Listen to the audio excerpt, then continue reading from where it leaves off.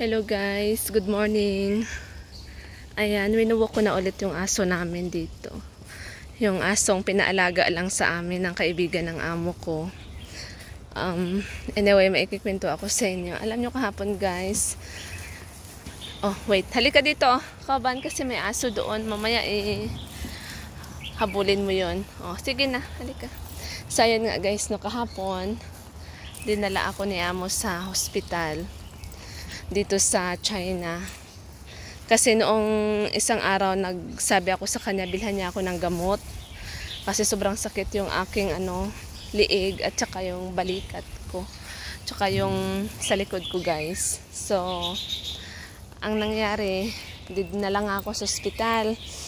Ang ganda-ganda ng kanilang hospital dito. Sobra kong na-appreciate guys. Kasi nga, siya, yung bang napaka-modernize talaga niya at saka paano ba sasabihin yung sa bawat halimbawa may pain ka, may nakaseparate talaga siyang department guys for pain lang talaga. Lahat ng uri ng pain na andon, chest pain, sa mga bones na problema, basta lahat ng pain, so doon bali, siya, yung pinuntahan namin department, syempre masakit yung balikat ko at saka yung liig ko, no. Diyos ko day, ang gagwapo ng mga doktor. Tapos,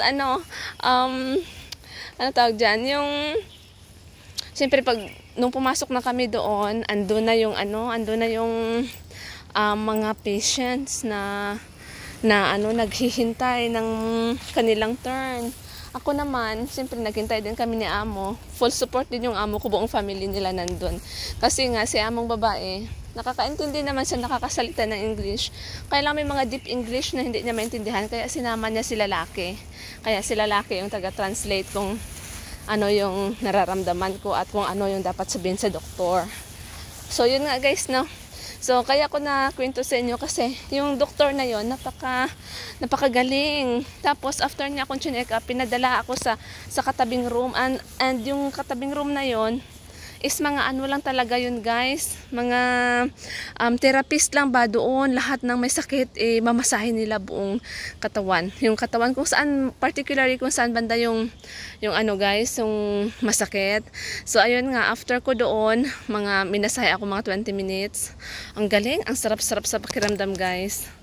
So, ayan nga guys, tinigil ko muna kasi dinampot ko yung pupo ng aso. So, ayun nga guys, no, after minasahe ako mga 20 minutes, bumalik ako doon sa sa dating room na nandun yung doktor for pain talaga, for pain. And then, alam nyo yung procedure ng, ba yung tawag ng cycloraptor? Ano ba yun yung parang binobone setting guys? Basta gano'n na yun. So, alam mo, nung una, kinabahan ako. Hindi ko in-expect na may gano'n. Ayun. Pero, nag-relax ako, sabi ni amo, trust the doctor. Yun. Kaya, nag-go ako. Kasi alam nyo guys, bakit ako nag-alangan nung una? Kasi nga, syempre may mga cases na parang hindi na bumalik yung kanilang napahamak lalo ba.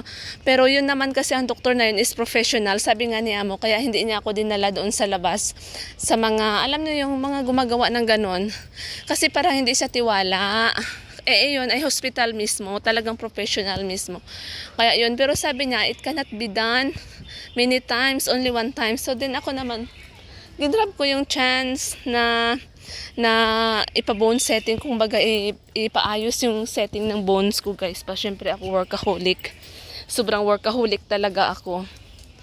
Tapos, syempre ang bibigat lagi ng ginagawa ko. Halos lahat ng oras may trabaho. Kaya, syempre nagkaka-disalign na rin yung ating mga bones dyan. Diba? Yung spine natin. Yuyuko ka, bubuhat ng mabigat. Tapos sa pagtulog mo pa, hindi pa comfortable yung bed mo. So, isa yan sa mga factor kung bakit marami tayong sakit sa katawan. And then, na-realize ko guys, no, at gusto ko lang din i-share sa inyo na yung isa talaga sa factor kung bakit bumabangon tayo ng very uncomfortable and medyo irritated Kasi nga, kahit nakatulog tayo ng maayos sa gabi, yung higaan natin, yung kutsyon natin, is isa yun sa nagkukos ng body pain, which is nagdudulot sa atin ng irritation. Tapos pinapagbintangan natin na may mga, ano ba yun, yung pinagdududahan natin na may mga sakit tayo. Minsan malala pang sakit. Kasi nga, dahil sa na-feel natin mga pain sa katawan natin, guys. Pero isa pala talaga yun sa dahilan. Kaya mahalaga talaga nag-check up tayo ng katawan natin. Ayan. So, ayan na nga. Ako, dahil hindi ko matiis yung sakit, dinala nila ako sa hospital. And malaking bagay yun, guys, for me, na bone setting, na ano ba yun? Hindi ko mabanggit-banggit. Chiropractor. Ano, tama ba? Basta gano'n na yun, guys. Alam nyo na yung aking tinutukoy. Yung nagka-crack. Nakakatuwa. Alam, sarap sa experience. Lalo yung narinig ko talaga yung mga sounds noon. Sobrang nakakatuwa, guys.